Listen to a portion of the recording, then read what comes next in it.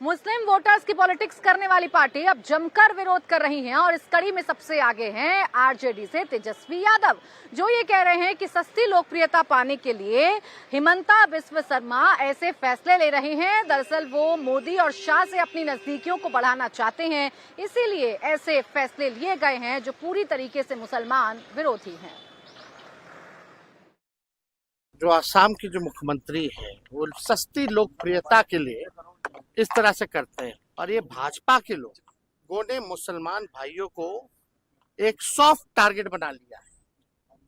कभी वक्फ बोर्ड का आ जाता है बिल, कभी सीए एनआरसी का आ जाता है बिल।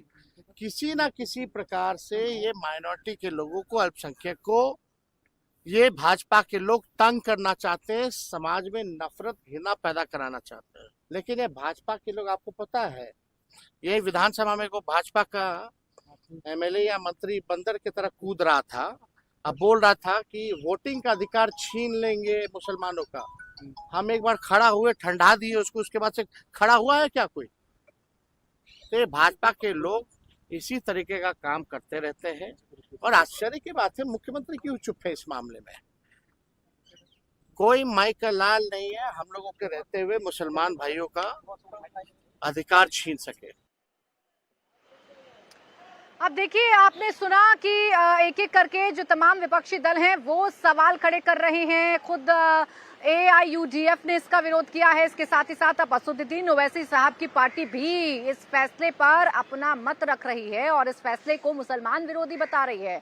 AIMIM के नेता वारिस पठान ने कहा कि हिमंता सरकार मुसलमानों की दुश्मन है, ये विकास के मुद्दों से ध्यान भटकाना चाहती है, विकास के मुद्दों पर ये फेल हो चुकी है, इसीलिए ध्यान भटकाने के लिए हिंदू मुसलमान वाले फैसले लिए जाते हैं, ध्रुवीकरण करने की कोशिश की जाती है।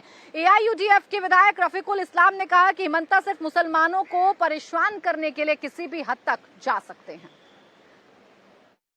हमारे आसाम के सीएम साहब के इशारे में सब चल रहा है। आसाम के मुख्यमंत्री आजकल क्या कर रहे हैं, मुसलमान की लड़कियां क्या पहनेगी उस पर उनकी नजर है, मुसलमान शादी ब्याह कैसे करेंगे, निकाह कैसे होगा मुसलमान का उस पर उनकी नजर है, मुसलमान के घर में क्या खाना पकेगा वो भी वो तय करने लगे। अब मुसलमान नमाज कब पढ़ने जाएंगे नहीं जाएंगे ये भी वो तय करना चाहते हैं, लेकिन नहीं कर पाएंगे। हम नमाज भी पढ़ेंगे, विधानसभा में भी आएंगे, हम लड़ेंगे, हम आसामी लोगों के लिए, आसाम के लिए, देश के लिए, मुल्क के लिए हम लड़ेंगे विधानसभा में।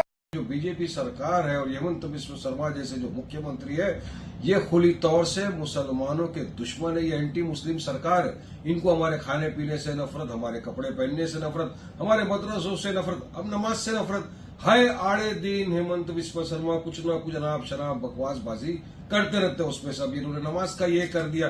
अरे अगर 2 घंटे में मुसलमान इंसान जाता है जुम्मा के दिन, एक दिन हफ्ते में, और नमाज अगर उसने अदा कर दी, नमाज अदा करके आ गया, तो कौन सा ऊंट पहाड़ गिर जाता है।